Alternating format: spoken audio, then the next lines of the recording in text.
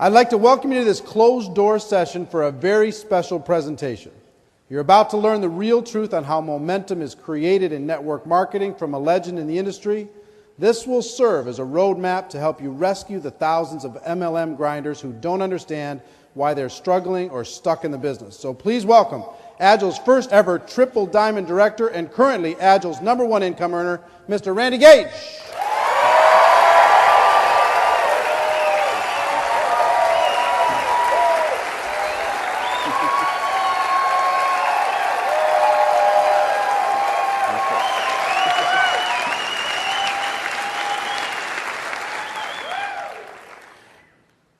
Let's talk about a rescue operation.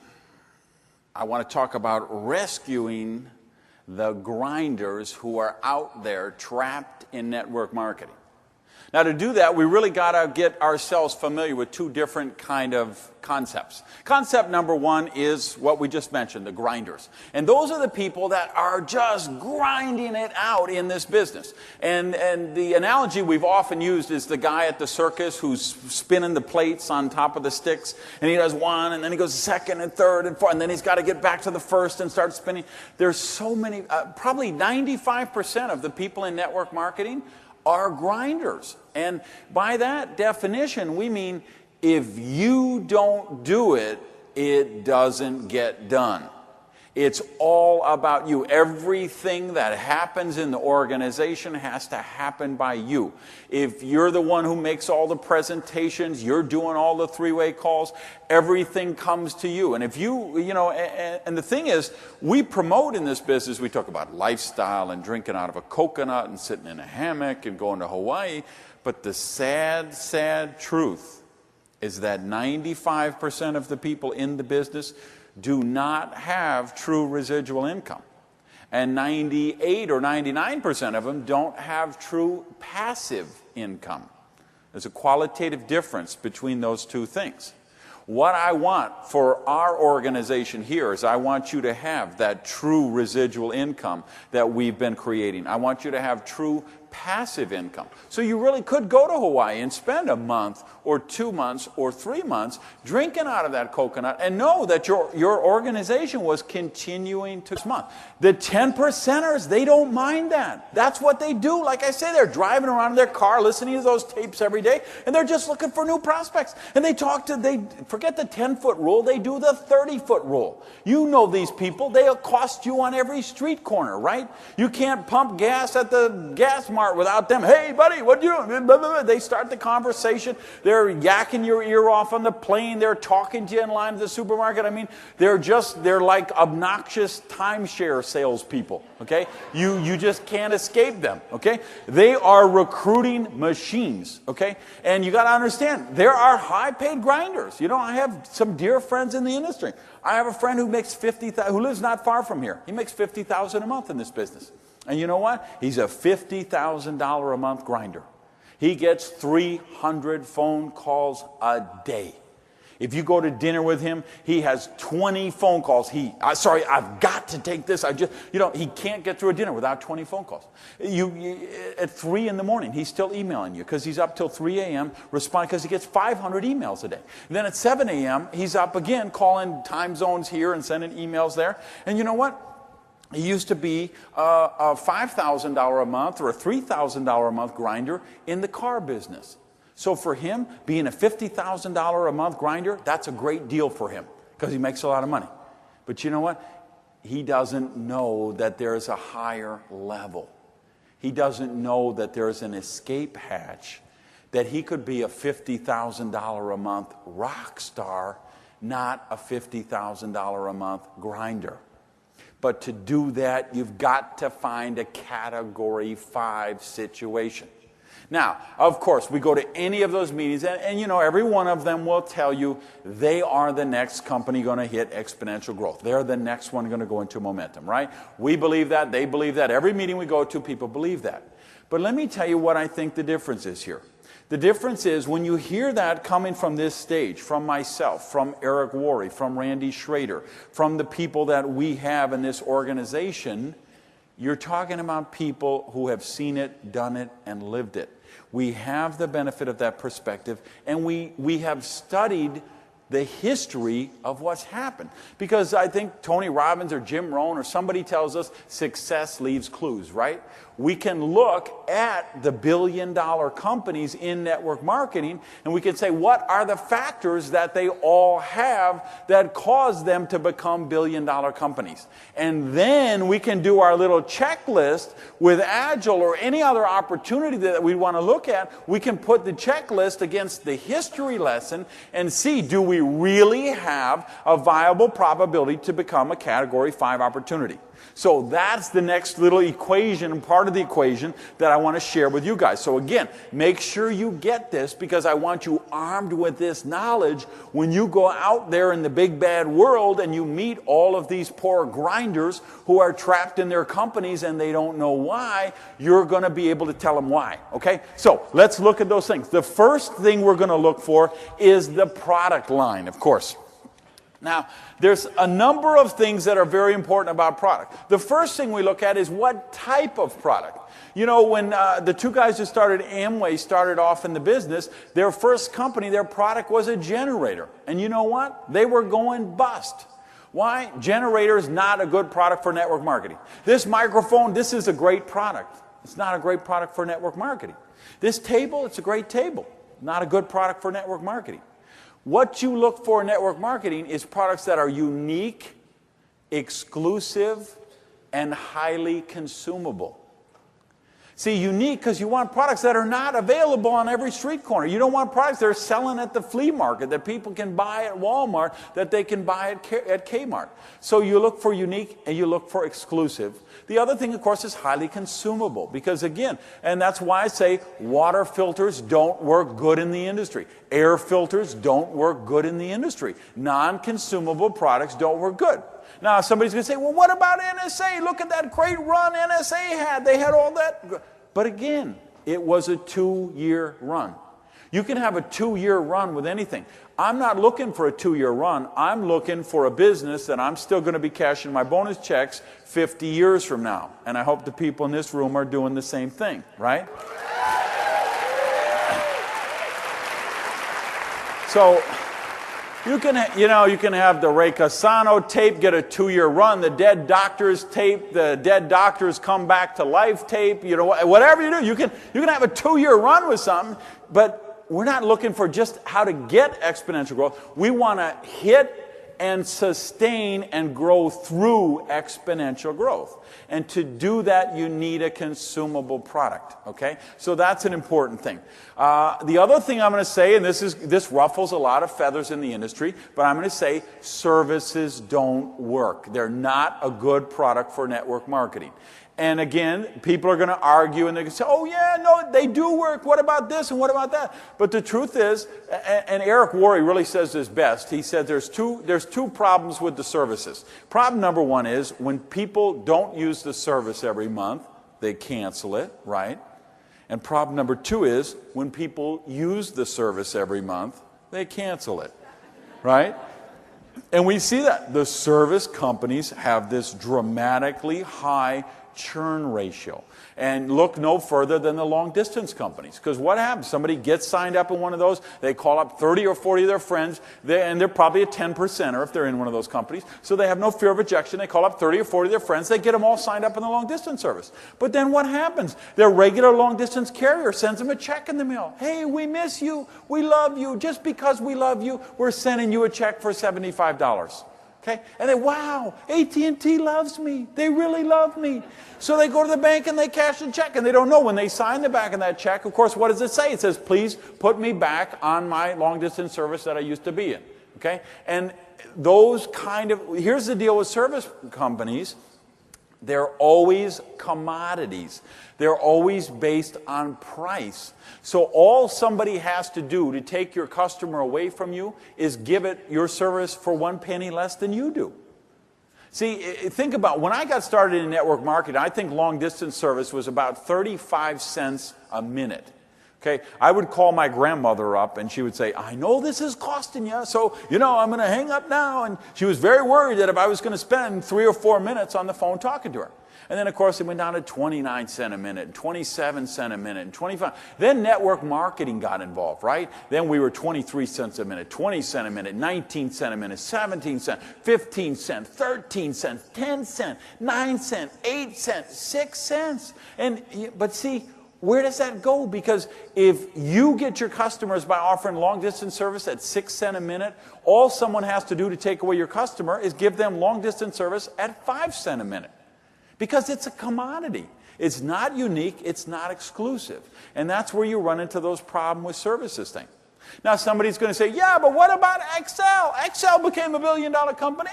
That's a service company. That's a direct selling company. I say, yeah, but did it create residual income? Did it create passive income? And where is it today? Doesn't exist, does it?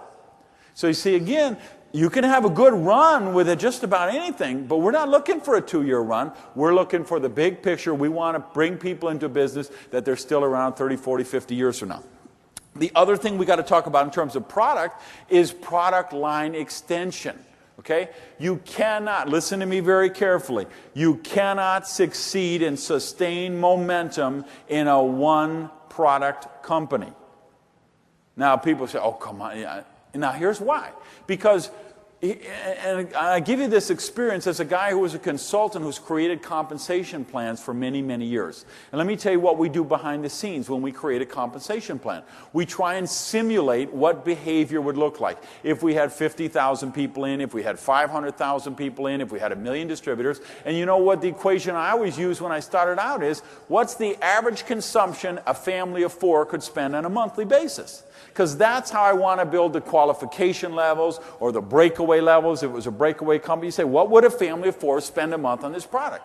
And you know what? A one-product company does not produce enough volume to produce the big incomes to keep the leaders at the top of those companies. So what happens is it creates a leadership drain.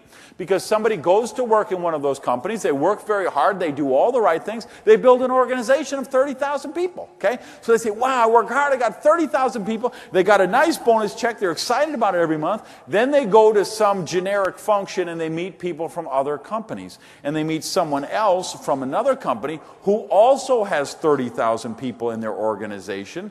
And they realize that person is making 2.5 or 3.5 times as much a month as I do with the same amount of people. Why? Because you've got one product, they've got 4, 6, 8, 10, 15, 20 products. So you look for companies with product line extension. Now, look no further than the jungle juices for this example. Okay? Now, you know what I'm talking about with the jungle juice, right? Because obviously we had one company that did really well with this, and at last count, I have seen more than 200 knockoffs of the jungle juice deal. Okay? And it's funny, they all have the same story, right? They all have the magic mystical berry. Okay? Which is only grown on 1/2 of one mountain. And they own the mountain. And all the indigenous people have been eating this berry for centuries. And everybody in the village lives to be 150. And nobody ever gets sick in the village. And of course, these mountains, they're never outside of Denver or, you know what I mean? They're in Fiji and Tahiti and Brazil and the rainforest. You know, but here's the thing. I've been to Fiji. I have been to Tahiti. Okay, and you know what? There ain't nobody there drinking those bottles of jungle juice. I mean, come on, guys.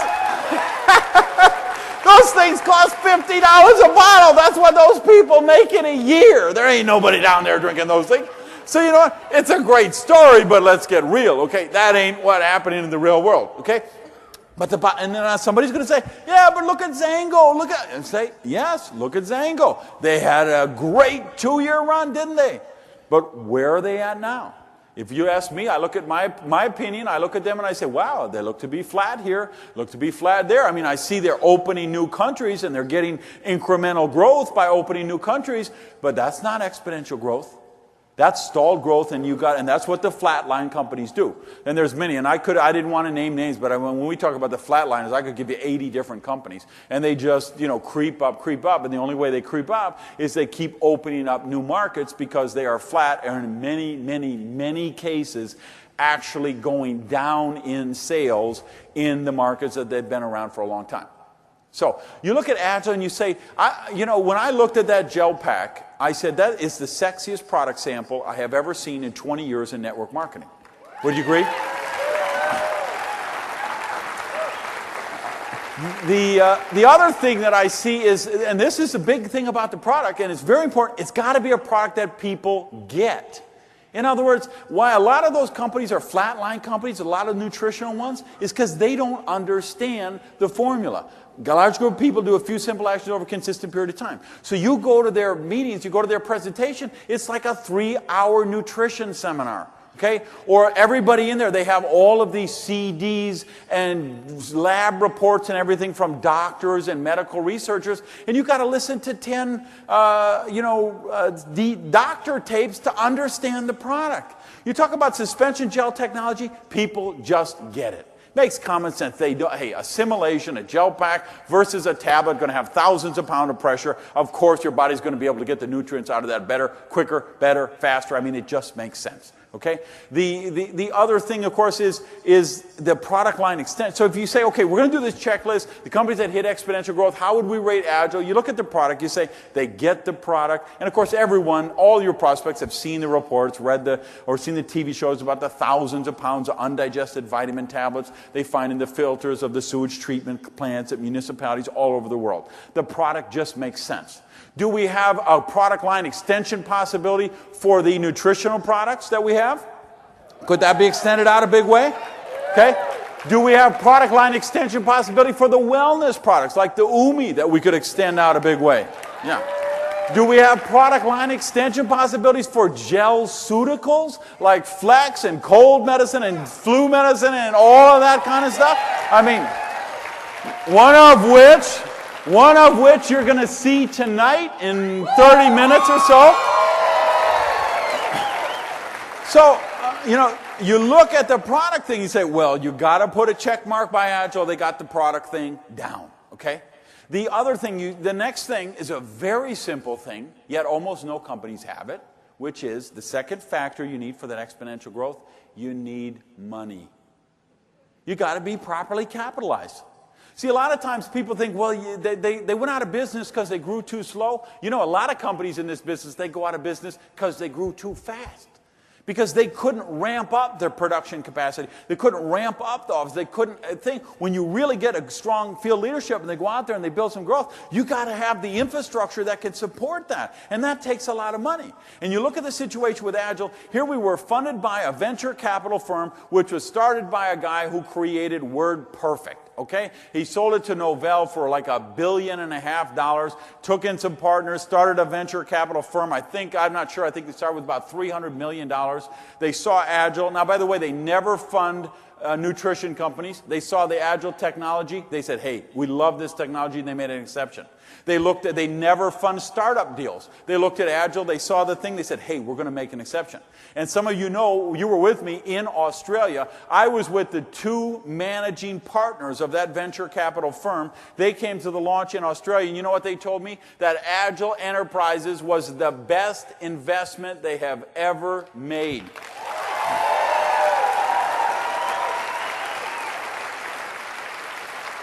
Now, and here's the thing, we're talking about investment bankers, right? You know investment bankers, they wear blue suits and white shirts and red striped ties, and they're very, whatever. They were on the stage. Remember Sherm? Glenn, you remember that Sherm was on stage? He's hugging everybody, and they're winning their awards and pins, and he's got tears going down his eyes. Saying, this is an investment banker? This is the effect that Agile has on people. But so here the thing is, we could have had a bad first year. It wouldn't have mattered. We had the money to make it. We could have had a bad second year, which we didn't, but it wouldn't have mattered. We had the money to make it. You have to be properly capitalized. And let me shock you with something here. Do you realize the actual money that we had to start Agile Enterprises backing the company? That was more money than Herbalife had when they started. That's more money than Amway had when they started. That's more money than Nu Skin had when they started. I mean, obviously you got to adjust for inflation, and we're getting the benefit of that. But the thing is, we had millions of dollars behind us before we ever made the first gel pack. So if we're going to put, look at the second thing, the money, you got to put a check mark there. Okay? So we got the second thing. Third thing we got to talk about, compensation plan. We need a compensation plan. And here's the critical thing, that rewards people for taking the correct behavior. And you never can imagine how unusual that is in this industry. There are so many plans out there that reward people for dysfunctional behavior, that reward people to do the wrong things. And a big example would be a lot of the stair-step breakaway companies have very wide levels to break away. So you need 10 wide, 12 wide, 16 wide of director groups to break away. Well, what does that mean? It means you always have to be going out, getting more people, replacing the churn. And of course, you never have time to work with the people in the organization. So what is the end result of compensation plans like that? It's throw the mud against the wall and see what sticks. And believe me, for many years, I was the mud that kept falling off the wall in those companies. So I know what that is. So I understand. You got to have a plan. Same thing. I've got a very dear friend. He's a #1 distributor in the company. They're out of Canada. Another one of those flatline companies. Another, one product juice company, of course. They flatline. They say, well, you know what? We're paying these top leaders all this money. We're not growing. We're flat. We got to redo the compensation plan. Just like another one of those jungle juice companies did. They lost a lot of their people recently. Because again, they flatline, and then they got to do something. They have this. You have a finite amount of money you can pay out, so they try and move it around, trying to get growth, but the growth isn't there because of the inherent problems that they haven't corrected. Okay? Well, anyway, this company in Canada is a perfect example. So they change the compensation plan. They say, okay, everyone here has to sponsor 8 people every month to get a bonus check. Because they say, that's going to drive growth. And they think they're rewarding people for taking the correct behavior. But of course, they're doing the exact opposite. Because if I have to go out and sign up 8 new people every single month, 12 months a year, I don't have time to go to Indiana and work with Melanie Mills. I don't have time to go to Canada and work with Ivan Cisco and the team. I don't have time to go to Southern California and work with Bobby Mitchell. I got to be running around trying to talk to 60 prospects a month to try and find 8 who will sign up. That's dysfunctional behavior. And of course, what happens? Of course, the first months it's okay. You get your 8 because your mother does it, and your brother does it, and your whatever does it, okay? And the second month it's a little bit harder, and you've got your dog and your cat and your parakeet and your dead grandmother. And by the third month, you're running out of dead people. So what happens then? You're running around, chicken with your head cut off, always looking out. It doesn't reward the correct behavior. So you look at a plan like Agile, like me, to be a triple diamond director, I need 12 qualified director legs, which I have. But the distinction? I have 12 qualified director legs within 2 lines of an organization. I have a left side and a right side. We don't have the crazy binary stuff, though. We don't wash the volume every $5,000. We don't have to re-enter the binary 40, 50 times. See, a lot of companies, you talk to people, binary companies, they say, yeah, I made $20,000 a month. But they don't tell you they had to re-enter the binary 20 times to do that and pay $100, $150 every time they did that. So they didn't really make $12,000, they made $7,000, okay? There's all this smoke and mirror stuff. You got to watch out. We don't have that nonsense. Agile created a compensation plan that rewards you for taking the correct behavior. So yes, I have 12 qualified director lines, but I do it by building down in depth, going down and working in the organization, and every new person I put down there helps all of the people above it. And for you guys who understand the business, now we've got a great plan, obviously the free car and the trips to Hawaii and the expense allowance and all that stuff. But the thing you got to know when you talk to these grinders out there is you've got to show them the leverage matching bonus.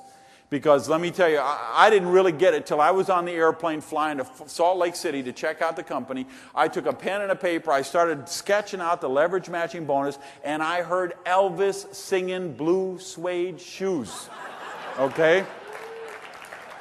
I mean, guys, this is, for somebody who understands it, for some of these grinders, they're going to, give you an example, you know, Bob and Renee Gallo, I remember talking to them. They called me up and we were chatting about Agile, and they were in another company for, you know, a few years, and they asked me and they said, well, Randy, how long will it take us to match the income that we're getting now? And I said, well, I don't know. How much are you making right now? And he said, $200 a month. And I said, what time is it now?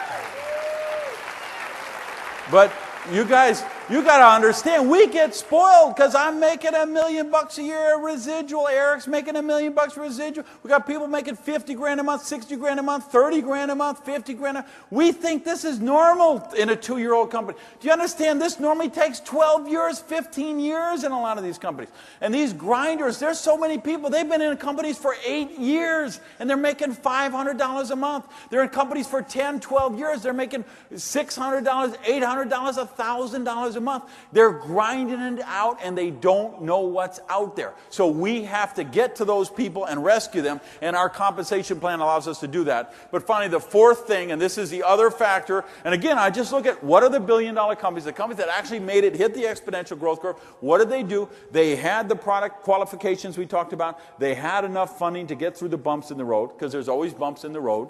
They had the third thing we talked about, the compensation plan that worked in the right way. But let me tell you, they had the fourth thing, and this is the single most important one of all, the field leadership. Guys, let me tell you something. There's all kind of companies with great products that never hit exponential growth. There's all kind of companies with money, never hit exponential growth. All kind of companies with a lot of money, never hit exponential growth. A lot of companies with all kind of things, compensation plans, they never hit exponential growth. Because exponential growth has to be created in the field. Let's suppose, now this is a huge room, we could never fit in a plane, but let's say I had 7 or 8 747s, and I said, I'm going to fly you all to Hawaii, we're going to do a leadership conference, we got the planes, the jets are waiting on the runway, and I want to let you know we've got all the pilots lined up, we have a pilot and a co-pilot for each plane. Now none of them have ever flown a plane before, but they've read a lot of books, okay? And they've studied this for a long time, they've done some internet tutorials, they're very excited to try this, you know. How many people would get on those planes? None of us would get on the plane. Because, you know, to create exponential growth, you need people who have done that before. For companies to go into exponential growth, 2 things have to happen. Number 1 is you have to attract people who have been and are successful in other companies. And you look at the field leadership we have. So, and you look at whether it's myself or Eric or Randy or Rob and Nikki Horkins, probably the most successful people ever to come out of Asia Pacific. Atta Mamadov, one of the most successful people ever to come out of the Russia area. Look at Carol in Germany. I mean, just all over the globe, the leaders that we have attracted. Okay, I will stack the Agile field leadership against any company in the industry, bar none.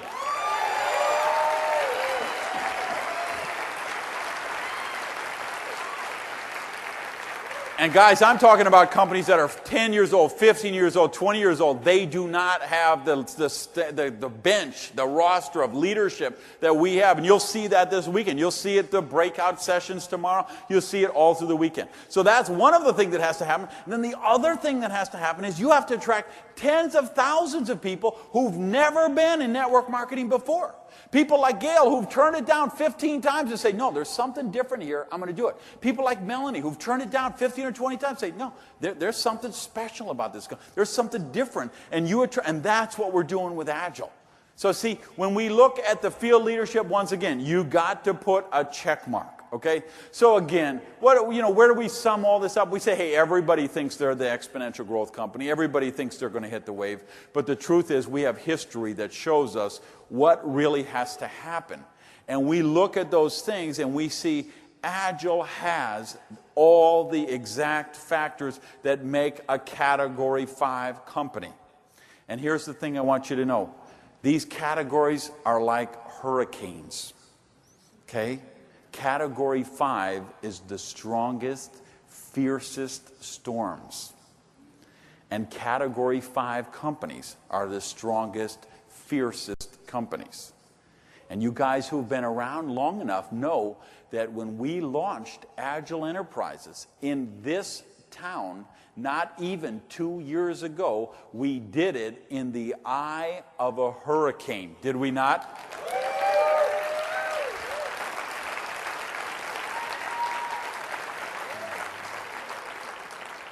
This is a magic moment in time. We have a company destined for greatness. We have the amazing scientific breakthrough product line. We have the compensation plan that rewards the correct behavior. We have the systems, we have the training, we have the infrastructure. All we need at this point is more leaders. We got you guys in this room, but you know what? There are thousands of other potential leaders out there. They're trapped in the grind. We've got to go rescue them. So let's show them what a hurricane looks like. Thank you very much, everybody.